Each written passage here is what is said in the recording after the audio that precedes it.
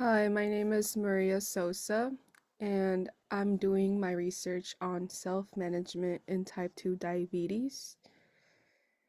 One of the reasons why I wanted to mainly focus on doing research in self management in type 2 diabetes is because mostly individuals, they're not educated in how to manage their diabetes.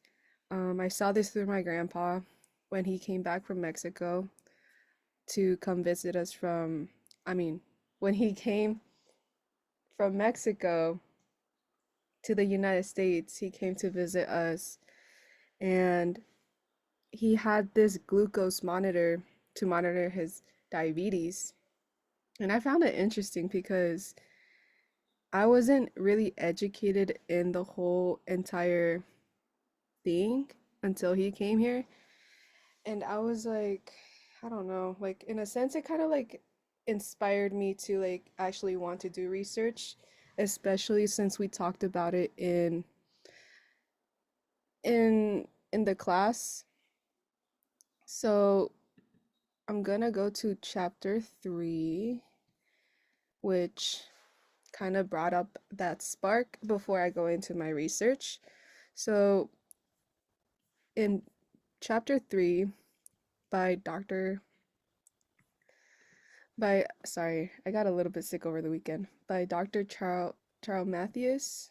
I hope I'm not mispronouncing your name, Professor. Um, but mainly it was defining what health is, and it's basically based on the emotional and physical well-being. So, in my sense,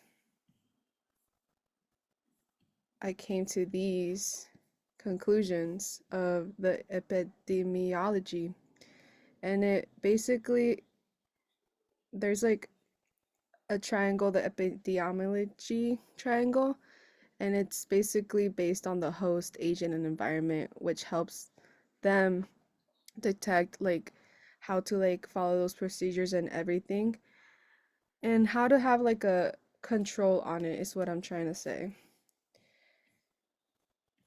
So there's many health policies and everything, and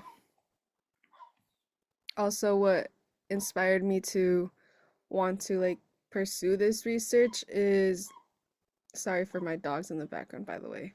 Um, it's just in general, just inspiration when you mentioned of how, what research topics we can do. And from my experience, I have hypothyroidism. So, in a sense, that kind of ties in with how my sugar levels are, um, how they're controlled. So, yeah. So this is my research paper. It's self-management in type 2 diabetes. My abstract. So basically the purpose of conducting this research paper is to educate the readers on the importance of self-management in type 2 diabetes. The research should inform on how to properly manage and have control over one's life when they are diagnosed. The paper focuses on the effects and barriers the individual goes through, such as the hidden factors no one truly knows when they are diagnosed with type 2 diabetes. And that's basically up until they start showing symptoms. Like for example, my grandpa, his diet, they're Mexican, so their diet in general isn't the best. I mean, it's the best, but it includes a lot of carbohydrates, which is in a sense I guess it spikes up your what is it, the insulin levels by the sugars that it doesn't break down. So the socioeconomic factors take a role in the individual's life and the steps taken, such as life choices.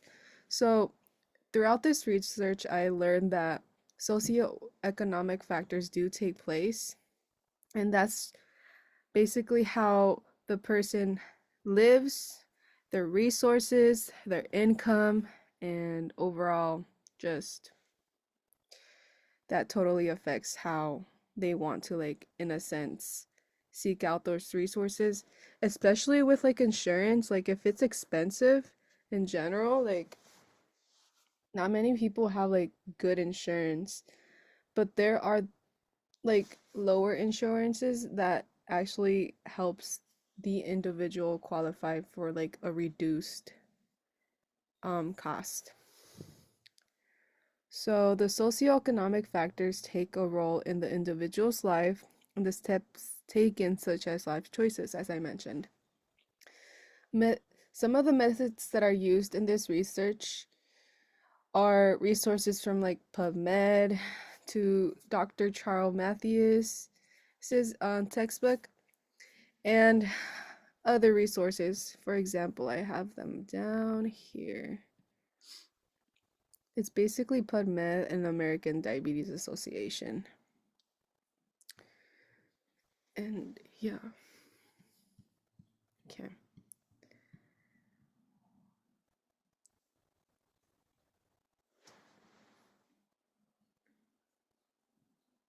So,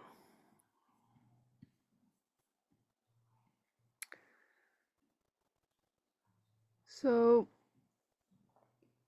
managing type 2 diabetes includes the active diet, which is having like an actual base like serving rather than just overdoing it with food, and just like in general. Physicians, when you go to the doctors, they'll like let you know in general like how to manage those portions. I know from experience because I'm on the line of pre-diabetes. So like when I went in general, like they just told me how to like, manage my diabetes, make sure I exercise and stay active. Um just having the right resources and like doing that, like every now and then I would do like blood tests where they would like test my glucose levels. So they do all of that. But they do all of this every now and then once you're diagnosed. That way you're not like constantly doing like clinic visits and everything, because that would like, in a sense, it would be such a waste to go back and forth every now and then. So that's why they have like this control and self management, and not many people are aware of these things. So, seeking the resources such as doctor's visits and physical activity overall to help maintain a healthy lifestyle, as I explained. The results indicated on self management in diabetes. Furthermore, in research such as the impacts of mental health. So, mental health, I learned that also like one of the factors that contributes to diabetes is like depression, fatigue, and overall just like having like shaky hands, and your body doesn't really like function as it normally should, so that overall impacts your daily life. So, and I know that mental health is like really important in our society in general because it's basically what helps us like maintain our energy and like what makes us like function as a person. So, mental health is one of the key factors in our society that impacts the individual. In conclusion, self management in diabetes allows the patients to live a healthy lifestyle. I hope, yeah, okay. So, my introduction is here. So, diabetes affects millions of Americans. Self management is one of the key factors in regulating diabetes. Diabetes requires the control of diet, exercise, management of blood sugar levels, learning how to manage stress, because that also impacts how it can affect you overall. because it just spikes you up, and like you're kind of like in a vulnerable state too. So you have to like really control how you are. And daily checkups. So seeking the right resources and self-care is important for everyone. Not many people, it depends on like I feel like it really truly depends. Like it goes back to socioeconomics um factors for income. Like not many people are educated and self-aware in those areas. So I truly feel like it's really important to like help those individuals and like I don't know, I feel like there should be like a method where you can actually like give out the information and let them know, if that makes sense. Maybe like having like, like posters or like sharing it on social media because everybody's on social media.